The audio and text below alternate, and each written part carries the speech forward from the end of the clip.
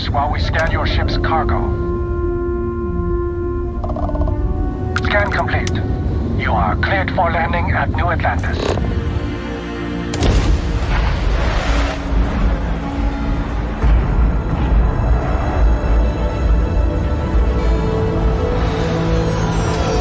As soon as you land in a city like New Atlantis, your eyes are guided upwards to just these boundless, vast buildings.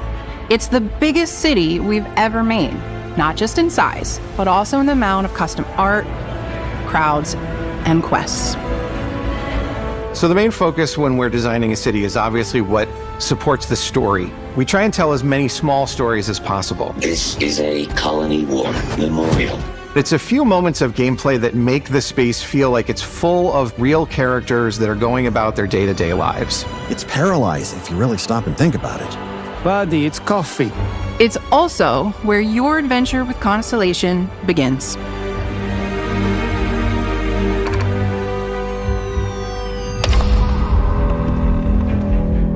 Welcome to Constellation.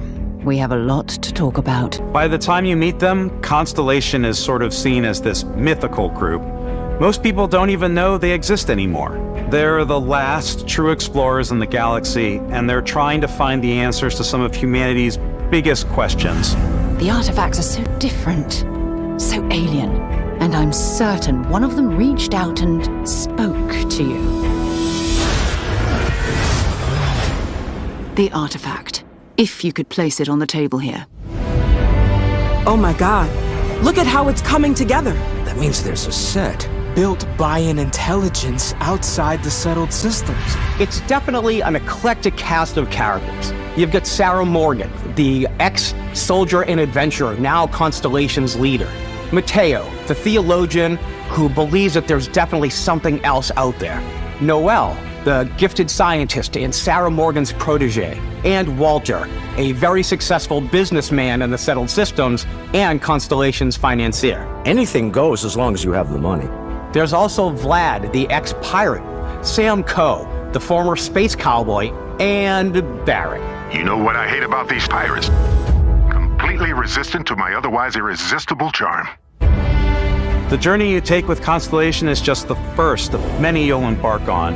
The Settled Systems is home to all kinds of different stories, people, and adventures for you to uncover.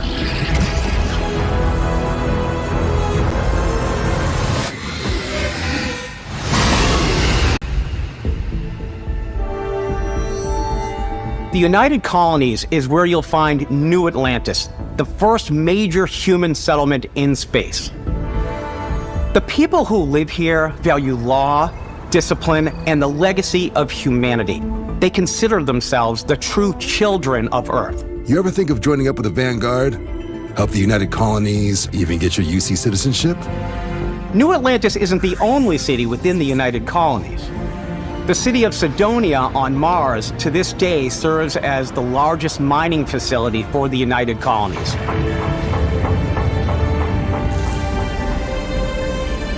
Beyond the United Colonies' reach, you might find yourself in a much more wild and independent coalition of star systems.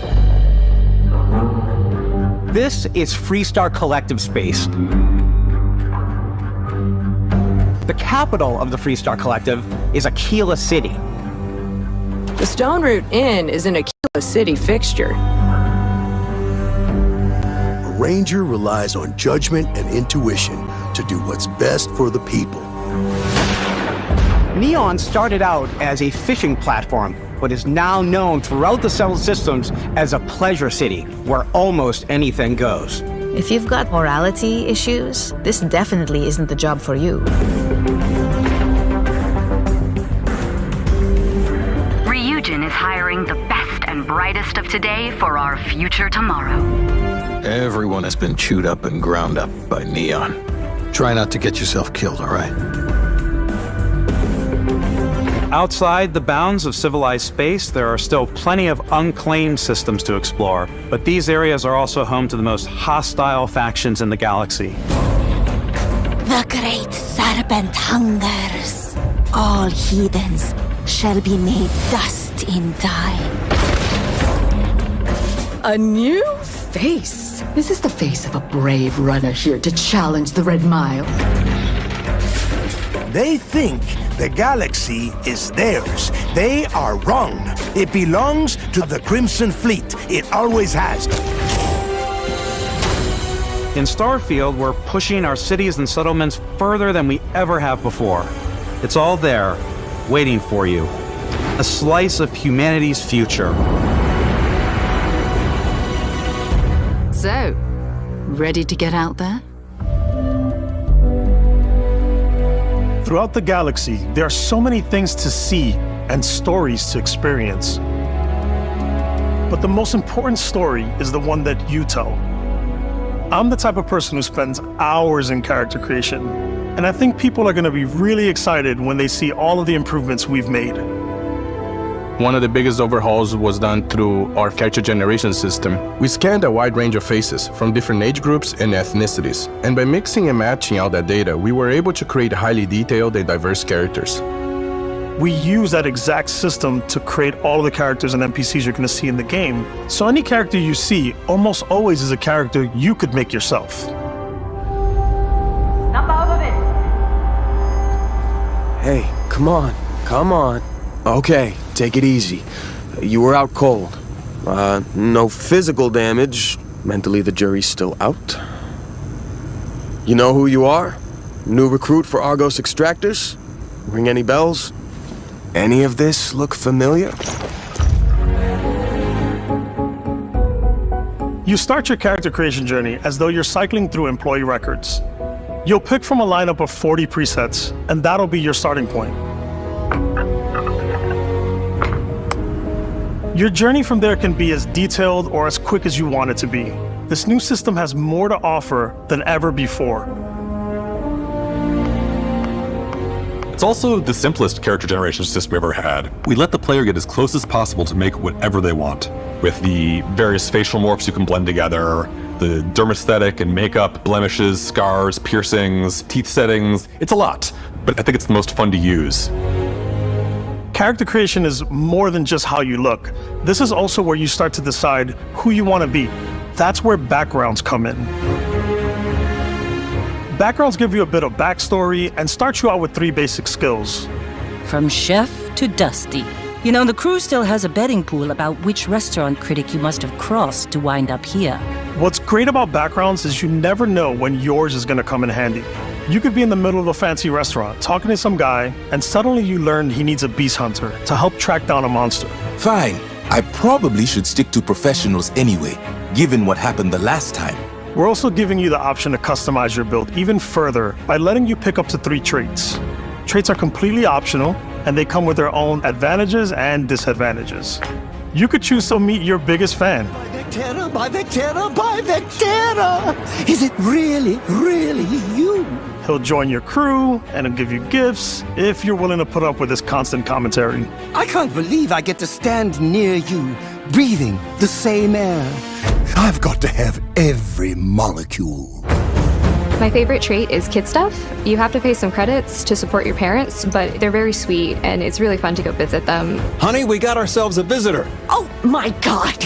I came across some hostile zealots in space, but because I had chosen a trait that made me the same religion as them, I was able to get by without any issues.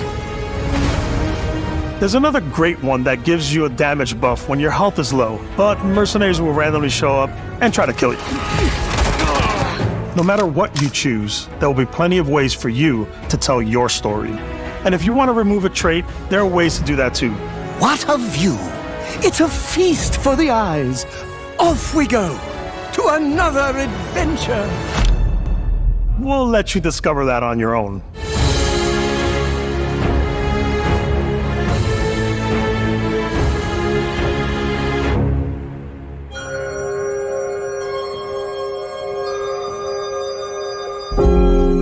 Once you've built the perfect character, that's when your journey can really begin. We took what we loved about skills and perks from our previous games and put them together to create an all-new skill system. Each time you level up, you get a skill point, which can be used to unlock or rank up skills. Ranks are unlocked by completing challenges associated with that skill. challenges become increasingly difficult as you work your way to higher ranks. With our 5 different skill trees and 4 ranks per skill, there's a lot to choose from. I like the xenosociology skill because it lets you mind control aliens. Boost pack out of the gate. I'm boost packing everywhere.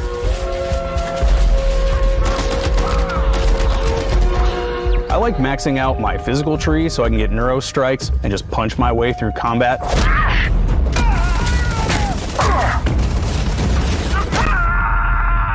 That one's a lot of fun.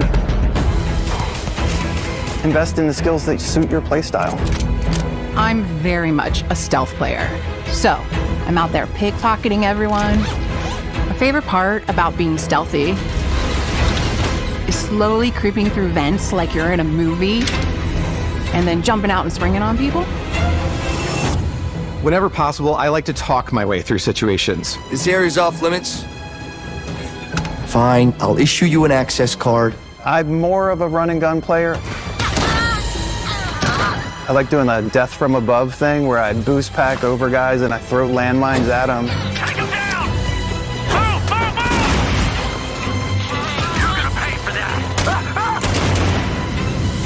I like blowing stuff up.